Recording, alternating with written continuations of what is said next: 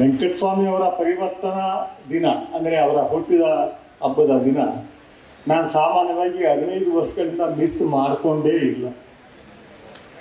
ಆದರೆ ಇವತ್ತು ಇದರಲ್ಲಿ ಸಮಾರಂಭದಲ್ಲಿ ಕೋಟ್ಗಾನಹಳ್ಳಿ ರಾಮಯ್ಯ ಸಿಗ್ತಾರೆ, ನಮ್ಮ ಪುಟ್ಟಯ್ಯ ಸಿಗ್ತಾರೆ, ನಮ್ಮ ಅಕ್ಕ ಲಲಿತಾ ನಾಯಕ್ ಸಿಗ್ತಾರೆ, ನಮ್ಮ ಗೋವಿಂದಣ್ಣ ಇವರೆಲ್ಲ ಭಾಳ ಹಳೆಯ ಪರಿಚಯ ನನಗೆ.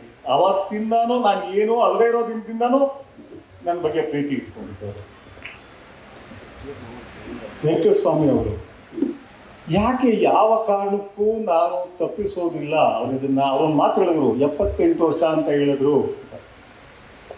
ಅವ್ರಿಗೆ ಗೊತ್ತಿಲ್ಲ ನನ್ನ ವಯಸ್ಸಲ್ಲೂ ಕೂಡ 10 ವರ್ಷ 10ಕ್ಕಿಂತ ಹೆಚ್ಚು ವರ್ಷ ಹೇಳ್ತಾರೆ. ಕಾರಣ ಏನು ಅಂದರೆ ಒಂದೇ ಒಂದು ಕಾರಣ, ಅದು ಹೇಳೋದಕ್ಕೆ ನಾವು ಬಹಳಷ್ಟು ವರ್ಷಗಳಿಂದ ಹೋರಾಟದಲ್ಲಿದ್ದೀವಿ ಅಂತ ಜನಸಾಮಾನ್ಯರಿಗೆ ಬಂದುಬಿಟ್ಟಿದೆ.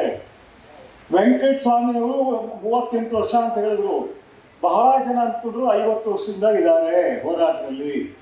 ಅದೇ ರೀತಿ ನಾವಿಲ್ಲದಿರೋ ಸಮಯನೇ ಇಲ್ಲ, ಹೋರಾಟದಲ್ಲಿ ಇದ್ದಾರೆ ಅನ್ನೋದು ಬಂದಿದೆ. ಆ ಕಾರಣಕ್ಕೆ ವಯಸ್ಸಿನ ಹೇಳ್ತಾರೆ ಹೊರತು ಬೇರೆ ಕಾರಣ ಅಲ್ಲ.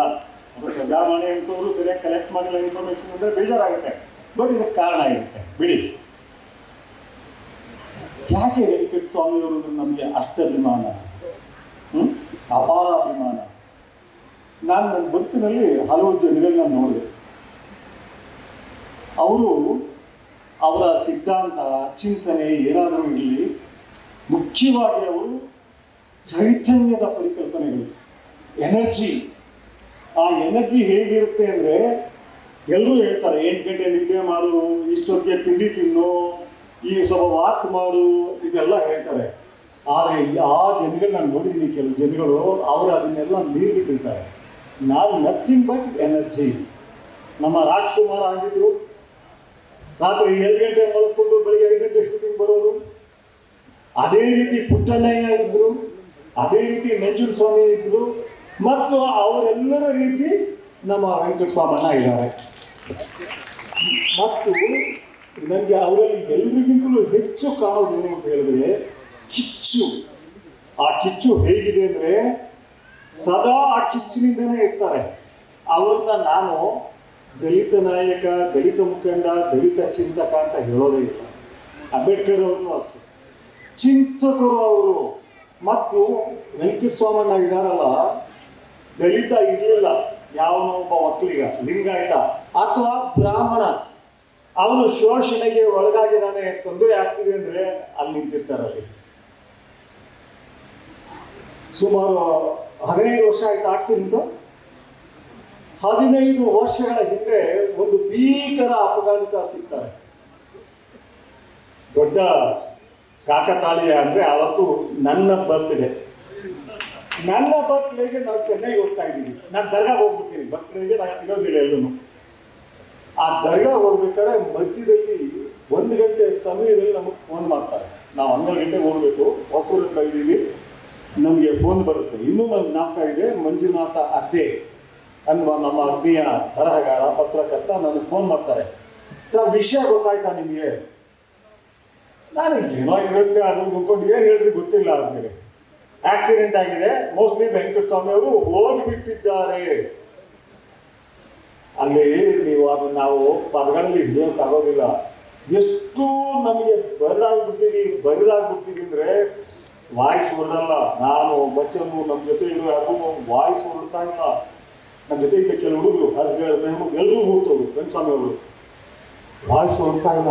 ನಾನು ಸಿಕ್ಕಿದವ್ರಿಗೆಲ್ಲ ಅವ್ರು ಫೋನ್ ಮಾಡ್ತಾನೆ ಇದ್ದೀನಿ, ಆ ಫೋನ್ ಯಾರೂ ಎತ್ತಾ ಇಲ್ಲ.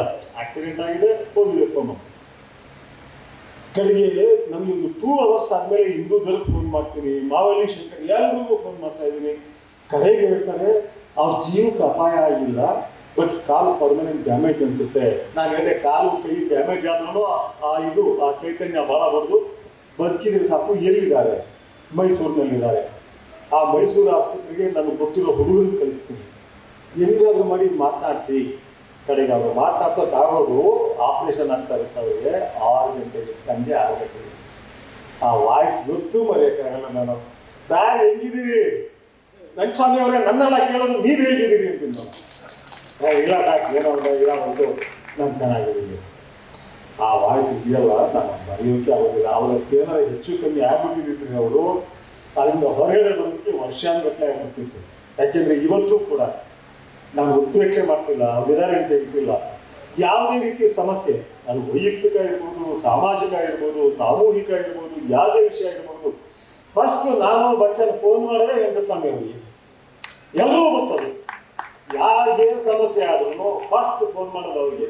ಮತ್ತು ಅವ್ರು ಎಷ್ಟು ಕೆಲಸ ಅಂತ ಬಂದ್ಬಿಡ್ತಾರೆ. ನಾನು ಆಕ್ಸಿಡೆಂಟ್ ವಿಷಯ ಹೇಳಿದೆ. ಆಕ್ಸಿಡೆಂಟ್ ಆದ 15 ದಿನಕ್ಕೆ ಕೇಳಿ ವಿರುದ್ಧ ಹೋರಾಟ ನಾವೆಲ್ಲ ಹೋಗಿದ್ದೀವಿ. ಬಹುಶಃ ಲಲಿತಾ ನಾಯಕರು ಇದ್ರು ಅನ್ಸುತ್ತೆ ಅವತ್ತು. ಎಲ್ಲೋ ಪುಟ್ಟಣ್ಣಯ್ಯ, ನಾವು, ರೈತರುಗಳು, ಆಮೇಲೆ ದಲಿತ ಸಂಘಟಕರು ಎಲ್ಲ ಇರ್ತೀವಿ. ಲಗ್ಗೆ ಇರ್ತೀವಿ ವಿಧಾನಸೌಧಕ್ಕೆ 15 ದಿನ. ಅಷ್ಟೊತ್ತಿಗೆ ಬೆಂಗಳೂರು ಆಸ್ಪತ್ರೆಯಲ್ಲಿ ಇರ್ತಾರೆ ಇವರು. ಹೋಗಿ ನಾವು ಮಾತಾಡ್ಸ್ಕೊಂಡು ಬಂದಿರ್ತೀವಿ. ನಾನು ಮೆಟ್ಲು ಹತ್ತಾ ಇದ್ದೀನಿ, ಪಕ್ಕ ಒಂದು ಫೋನ್ ಇಟ್ಕೊಂಡು ಬರ್ತಾ ಇದ್ದಾರೆ ವೆಂಕಟಸ್ವಾಮಿ. ನಾನು ಶಾಕ್ ಆಗಿ ನಿಂತ್ಕೊಳ್ತೀನಿ. ಮೇಜರ್ ಆಗಿರೋದು, ಆಪರೇಷನ್ ಆಗಿರೋದು, ಯಾಕೆ ಬಂದ್ರಿ ನೀವು? ಮೆಟ್ಲು ಬೇರೆ ಹತ್ತಾ ಇದ್ದೀನಿ. ಇಲ್ಲ ಸರ್, ನಾನು ತಡ್ಕೊಳಕ್ಕೆ ಆಗ್ತಾ ಇಲ್ಲ, ಅಂದರೆ ಚಳುವಳಿ ನಾನು ಇರಬೇಕು ಅನ್ನೋದನ್ನ ಹೇಳ್ತಾರೆ. ಇದು ನಾವು ಇಲ್ಲಿ ಕೇಳೋದಕ್ಕೆ ಅಥವಾ ಮಾತನಾಡೋದಕ್ಕೆ ಶಬ್ದಗಳಷ್ಟೇ, ನಾವೆಲ್ಲ ಶಬ್ದಗಳನ್ನ ಹೊರಗಡೆ ಇಟ್ಕೊಂಡಿರೋದು. ಆದರೆ ಅನುಭವಿಸ್ತಾ ಇರ್ತಾರಲ್ಲ, ಆ ರೀತಿ ದೈಹಿಕ ಸಂಕಟಗಳಿಗೆ ಭಾಳ ಸರಿ ನಾನು ಹೊರಗಾಗಿದ್ದೀನಿ. ಆದರೆ ಆ ಮಟ್ಟ ಅಲ್ಲ. ಯಾರೇ ಇದ್ರು 3 ತಿಂಗಳು ರೆಸ್ಟ್ ತಗೋಂಥ ಡಾಕ್ಟರ್ ಹೇಳಿರುವಾಗ 15 ದಿನಕ್ಕೆ ಬರ್ತಾರೆ. ಯಾಕೆ ಆ ರೀತಿ ವರ್ತಿಸ್ತಾರೆ ಇವರು? ಯಾರೋ ಸುತ್ತಲಿನ ಜನಗಳನ್ನ ಪ್ಲೀಸ್ ಮಾಡಕ್ಕ, ಯಾಕೆ ಚಪ್ಪಾಳೆ ತಗೊಳ್ಳೋದಕ್ಕ ಅಲ್ಲ. ಆ ರೀತಿ ವರ್ತಿಸೋದಕ್ಕೆ ಕಾರಣ ಏನು ಅಂತ ಹೇಳಿದ್ರೆ, ಒಂದು ಪರಿವರ್ತನೆ ಆಗಲಿ. ನಾನಿರುವ ಪರಿಸರ, ನಾನು ಮಾಡ್ತಾ ಇರೋ ನಡಿಗೆ, ಅಲ್ಲಿ ಏನು ಸರಿ ಇಲ್ವೋ, ಹಳ್ಳ ಕುಳಗಳಿದೆಯೋ ಅದನ್ನ ತೆಗಿಯೋಣ.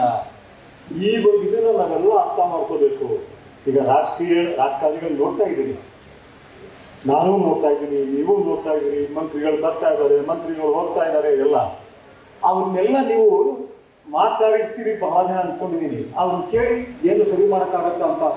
ಇಲ್ಲ, ಸಿಸ್ಟಮ್ ಕೆಟ್ಟೋಗಿದೆ, ಸಿಸ್ಟಮ್ ಹಾಳಾಗೋಗಿದೆ, ವ್ಯವಸ್ಥೆ ಕೆಟ್ಟೋಗಿದೆ. ನಾನು ಎಷ್ಟು ರೇಗ್ತೀನಿ ಅವ್ರಿಗೆಲ್ಲ ಅಂದರೆ, ಯಾರಪ್ಪ ಈ ಸಿಸ್ಟಮ್ ಮಾಡಿದ್ದು ವಸ್ತುಗಳು ಮಾಡಿದ್ರೆ ದೇವರು ಮಾಡೋದನ್ನ ನೀವೇ ಮಾಡ್ಕೊಂಡಿರೋದು. ನೀವು ಮಾಡ್ಕೊಂಡಿರೋ ಸಿಸ್ಟಮ್ ನೀವು ಬದಲಾಯಿಸ್ತಾ ಇಲ್ಲ. ಯಾಕೆಂದರೆ ಯು ಆರ್ ಎಂಜಾಯಿಂಗ್ ಇಟ್. ಈಗ ಇವರು ಹೇಳಿದ್ರು, ದಲಿತರು ಯಾವತ್ತೂ ದಲಿತ ಆಳ್ವಿಕೆಗೆ ಬರ್ತಾರೋ ಅವತ್ತು ಬದಲಾವಣೆ ಆಗುತ್ತೆ ಅಂತ. ಅದನ್ನು 100ಕ್ಕೆ 100ರಷ್ಟು ಒಪ್ಪಿಕೊಂಡಿರೋನು, ಎಂಡಾರ್ಸ್ ಮಾಡೋನು ಹೇಳೋನು ನಾನು. ಅದಕ್ಕೆ ಕಾರಣ ಏನು ಅಂತ ಹೇಳಿದ್ರೆ, ನಮ್ಮ ದೇಶ, ನಮ್ಮ ರಾಜ್ಯ, ವಿಶ್ವ, ಇದನ್ನೆಲ್ಲ ಆಳ್ತಾ ಇರೋದು ಅವರೇ. ಎಲ್ಲ ಉಳ್ಳವರು ಮತ್ತು ಶೋಷಕರು.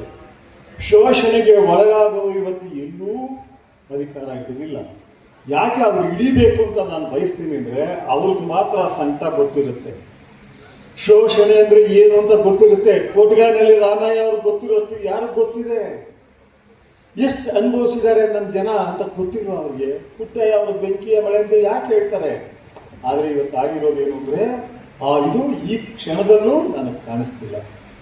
ನನಗೆ ಭಾಳ ಇಷ್ಟ ಆಯಿತು. ಪರಮೇಶ್ವರ್ ಬಿಡಿ, ಖರ್ಗೆ ಅವರು ಆಗಿರ್ತ ಕೃಷ್ಣ ಅವರ ಆದ ಟೈಮ್ನಲ್ಲೇ ಒಂದು ಸಾರಿ ನಮ್ಮ ಬದುಕಿನಲ್ಲಿ ಕರ್ನಾಟಕ ಉದ್ಧಾರ ಆಗುತ್ತೋ ಇಲ್ಲೋ ಎರಡನೇ ವಿಷಯ. ನಾನು ಬದುಕಿರುವಾಗ ಒಬ್ಬ ದಲಿತ ಮತ್ತು ಒಬ್ಬ ಮುಸ್ಲಿಂ CM ಆಗೋದಕ್ಕೆ ನೋಡ್ಬೇಕು. ನಾನು ಇದನ್ನು ಬಹಳ ಸರಿ ಹೇಳ್ಕೊಂಡಿದ್ದೀನಿ. ಅವ್ರು ಬಂದಾಗ ಜನ ಹೇಗಿರ್ತಾರೆ, ಏನು ಬದಲಾಗುತ್ತೆ. ಇವತ್ತು ವೆಂಕಟಸ್ವಾಮಿ ನಾನು ಒಂದೇ ಒಂದು ಹೇಳ್ತೀನಿ, ಬರೀ ದಲಿತರಲ್ಲ, ಇವತ್ತಿನ ದಲಿತ.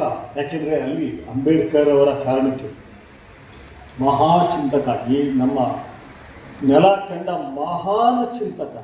ಅವರ ಆರೋಗ್ಯವನ್ನು ಲೆಕ್ಕಿಸದೆ ನೋಡಿ, ಈ ಚಿಂತಕರು ಇರ್ತಾರಲ್ಲ, ಅವ್ರು ನೋಡಿದ್ದೀನಿ ನಾನು.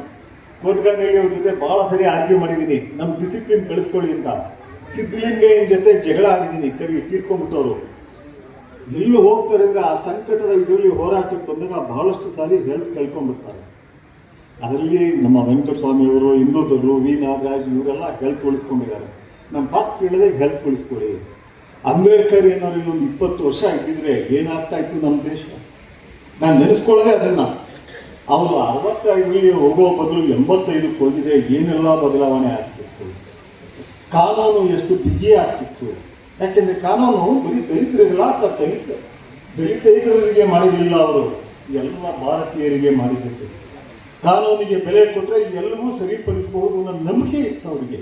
ಇವತ್ತು ಅವರ ಇದು ಪಾರ್ಟಿಷನ್ ಆಫ್ ಇಂಡಿಯಾ ಇವನ್ನೆಲ್ಲ ನನಗೆ ಈಗಲೂ ಗೊತ್ತಿಲ್ಲ.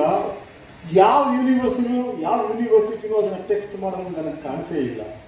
ಬಟ್ ನಾನು ಭಾರತೀಯ ಲೇಖಕರಲ್ಲಿ, ಬರೀ ಚಿಂತಕರಲ್ಲ, ಲೇಖಕರು ಸಾಹಿತಿಗಳಲ್ಲಿ ಓದಿದ ಒಂದು ಅತ್ಯುತ್ತಮ ಪುಸ್ತಕ ಅದು.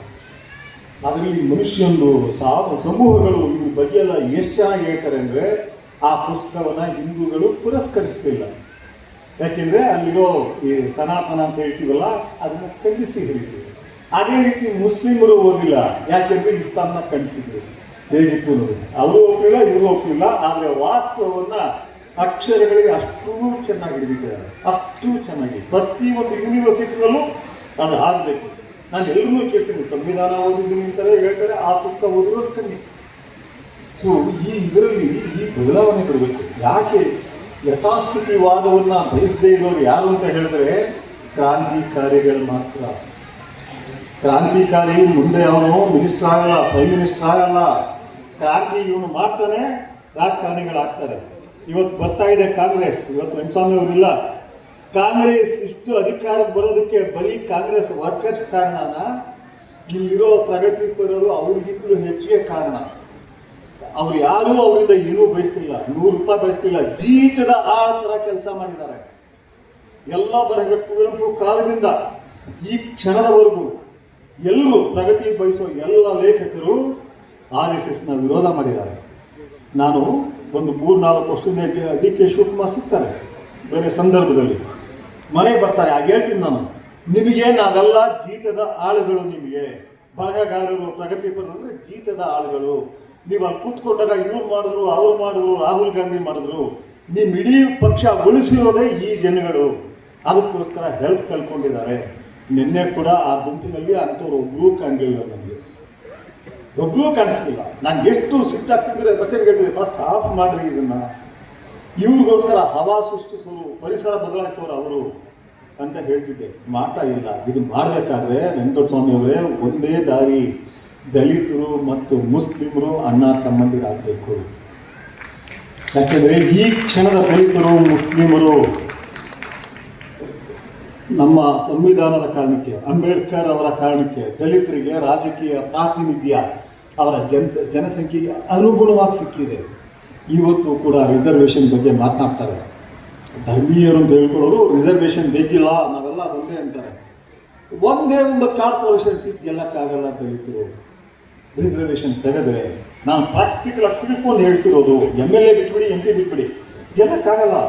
ಅಷ್ಟು ಆಳವಾಗಿ ಬೀರೋದು ಬಿಟ್ಟಿದೆ, ಅಷ್ಟು ಆಳವಾಗಿ ಆಚರಣೆಯಲ್ಲಿದೆ. ಪಾಲಿಸ್ತಾ ಇದ್ದವರು ಯಾರು?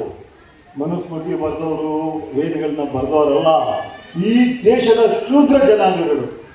ಇದನ್ನು ಯಾರೂ ಅರ್ಥ ಮಾಡ್ಕೊಳ್ತಿಲ್ಲ. ಈ ದೇಶ ನಾಶ ಮಾಡಿದ್ದೇ ಶೂದ್ರ ಜನಾಂಗಗಳು. ದಲಿತ ಬ್ರಾಹ್ಮಣ ಮಾಡಲಿಲ್ಲ, ಮನು ಮಾಡಲಿಲ್ಲ, ಇವರೇ ಮಾಡಿದ್ದು. ಅವ್ರಿಗೆ ಓಲೈಸೋಣ ಅಂತೇಳಿ ಮಾಡಿದ್ರು. ಅವನು ಯಾರಾದರೂ ಟಚ್ ಮಾಡಿಕೊಂಡ್ರೆ ಮೈ ಮೇಲೆ ನೀರು ಹಾಕೊಂಡ್ಬಿಡ್ತಾನೆ. ಆದರೆ ಇವರು ಹಾಗಲ್ಲ. ಯಾರು ಟಚ್ ಮಾಡಿದ್ರೆ ನೀನು ನನಗೆ ಯಾಕೆ ಕೇಳಲಿಲ್ಲ ಅಂತೇಳಿ ಹೊಡಿತಾರೆ. ನಮ್ಮ ಹೆಣ್ಣುಮಕ್ಳು ಯಾರಾದರೂ, ಒಕ್ಕಲಿಗೆ ಹೆಣ್ಮಕ್ಳು, ಕುರುಬ ಹೆಣ್ಮಕ್ಳು, ಲಿಂಗಾಯತ ಹೆಣ್ಣುಮಕ್ಕಳು, ಒಬ್ಬ ದಲಿತ ಹುಡುಗನ, ಯಾಕೆ ದಲಿತ ಹುಡುಗರು ತುಂಬ ವಿದ್ಯೆಯಲ್ಲಿ ತುಂಬ ಮೇಲೆ ಬರ್ತಾ ಇದ್ದಾರೆ, ಅವ್ರನ್ನ ಜೊತೆ ಓಡಾಡ್ಬಿಟ್ಟು ಲವ್ ಮಾಡ್ತಿದ್ದಾರೆ ಅಂತ ಗೊತ್ತಾದರೆ ಮಂಡ್ಯ, ಹಾಸನ ಇವತ್ತು ಕೂಡ ಆ ಹೆಣ್ಣುಮಗಳು ಆತ್ಮಹತ್ಯೆ. ಅದು ಆ್ಯಕ್ಚುಲಾಗಿ ಆತ್ಮಹತ್ಯೆ ಅಲ್ಲ, ಇವರು ಕೊಲೆ ಮಾಡಿ ಆತ್ಮಹತ್ಯೆ ಅಂತ ಬಿಂಬಿಸ್ತಾರೆ. ಇವತ್ತಿಗೂ ಕೂಡ ಇದೆ. ಈ ರಿಸರ್ವೇಷನ್ ಇರೋದ್ರಿಂದ ಇವರು ಬರ್ತಿದ್ದಾರೆ. ಆದರೆ ಕಾಂಗ್ರೆಸ್ ಬಂದು ಸೆಕ್ಯುಲರ್ ಪಾರ್ಟಿಗಳಿದ್ದಾಗಲೂ ಮುಸ್ಲಿಮರು ಯಾವತ್ತೂ 5% ಮೇಲೆ ಲೆಜಿಸ್ಲೇಚರಲ್ಲೂ ಇಲ್ಲ, ಪಾರ್ಲಿಮೆಂಟಲ್ಲೂ ಇಲ್ಲ. ಏನು ಮಾಡಬೇಕು ಅವರು? ಈಗ ಇವರು ಬಿಟ್ಬಿಡ್ಬೇಕು. ಈ ಫ್ಯೂಡಲ್ ಕಾಸ್ಟ್ಗಳು ಅವ್ರು ಬಿಟ್ಟು ಇವರು ಒಂದಾಗಿ ಎಲ್ಲ ಸೇರಿ ಬದಲಾಯಿಸಬೇಕು ಅಂತ ನಾಂದಿ. ಯಾಕೆಂದರೆ ಎಲ್ಲರೂ ಹೊಟ್ಟೆ ಹಸಿದಿರುತ್ತೆ. ನನಗೆ ಬಹುಶಃ ಸ್ವಲ್ಪ ಊಟ ಆದಮೇಲೆ ಮಾಡಿದರೆ ಇನ್ನೂ ಭಾಳ ಮಾತಾಡ್ತಿದ್ದೆ. ನಾನು ನಿಮ್ಮ ಜೊತೆ ಹಂಚ್ಕೊಳ್ಳೋಕೆ ಇಷ್ಟ ಆಗಿದೆ. ನನಗೆ ಬಹಳಷ್ಟು ಜನರ ಮನಸ್ಸಿನಲ್ಲಿದ್ದೀರಿ. ನಾನು ಹೇಳೋದು ಒಂದೇ, ಈ ದೇಶ ಬದಲಾಗಬೇಕು ಅಂದರೆ ಈ ದೇಶದ ದಲಿತ ಜನಾಂಗ ಮತ್ತು ಮುಸ್ಲಿಂ ಜನಾಂಗ ಒಂದಾಗಬೇಕು. That is the only way. ಎಲ್ಲ ರೀತಿಯಲ್ಲೂ ಬದಲಾವಣೆ ಬರಬೇಕಾದ್ರೆ ನಾನು ಯಾರನ್ನೂ ಮೆಚ್ಚಕ್ಕೆ ಹೇಳ್ತಾ ಇಲ್ಲ, ರಾಜಕಾರಣಿ ಅಲ್ಲ, ಆಳವಾಗಿ ಅಧ್ಯಯನ ಮಾಡಿ ಹೇಳ್ತಾ ಇದ್ದೀನಿ, ಬರಬೇಕು. ಯಾಕೆಂದರೆ ಸಂಕಟಕ್ಕೆ ಸಿಕ್ಕಿರೋ ಜನ ಮಾತ್ರ ಉತ್ತಮ ಸಮಾಜ ಕಟ್ತಾರೆ, ಬೇರೆಯವ್ರ ಕೈಲಾಗಲ್ಲ. ನಿಮ್ಮೆಲ್ಲರಿಗೂ ನನ್ನ ನಮಸ್ಕಾರ.